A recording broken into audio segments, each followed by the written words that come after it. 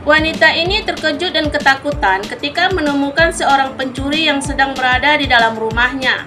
Lalu, untuk menyelamatkan dirinya, wanita itu mengambil payung dan berpura-pura buta. Sementara pencuri yang mengetahui ada seseorang di belakangnya ketakutan menutup muka dan mengangkat tangan.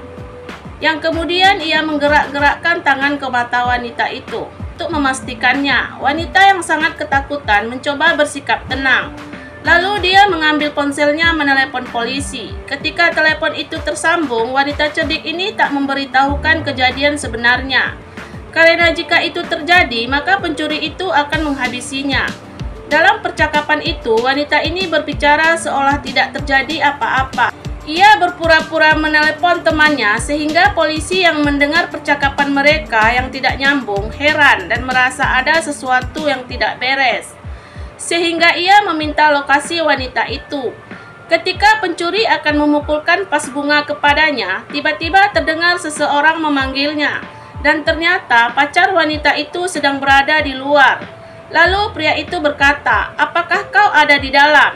Yang dijawab wanita itu, "Iya, tapi aku lagi pengen sendiri dan tak ingin diganggu."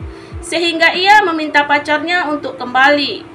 Sementara pacar yang diusir yang merasa ada yang tidak beres, dia berkata, "Aku akan kembali lagi." Lalu wanita itu berdiri dan berjalan menuju meja yang ada di depannya dan diikuti oleh pencuri itu. Pencuri yang tidak mengetahui wanita hanya berpura-pura, ia terus mengambil barang-barang yang ada di rumah itu. Yang kemudian wanita itu pergi menuju ke kamarnya. Di tempat lain, polisi ini sedang menghubungi rekannya untuk memberitahukan kasus kejahatan. Akan tetapi rekannya itu tampak kesal dan merasa terganggu. Lalu dengan terpaksa ia mengangkat telepon itu. Namun dengan sengaja ia berpura-pura jaringan buruk sehingga suaranya tidak jelas. Dan setelah itu telepon pun terputus dan polisi ini pun tertawa puas. Di dalam rumahnya kini situasi semakin mencekam. Wanita ini terus diikuti oleh pencuri hingga masuk ke dalam kamarnya. Bagaimana nasib wanita ini? Kita lanjut di next part hanya di Bagan Batu TV. Mamanya. Nggak pas tadi.